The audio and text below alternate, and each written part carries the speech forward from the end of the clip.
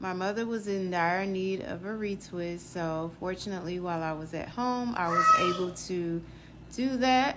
Um, she got her microlocs installed February of 2022, and this was December of 2022. She had a couple retwists in between, so or tightenings, I'm sorry, not retwists, in between.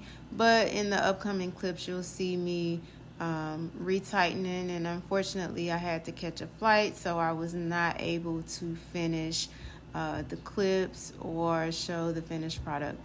I will be retwisting her hair this month, June of 2023, so you will see the complete final product, and you will see her progress of over a year.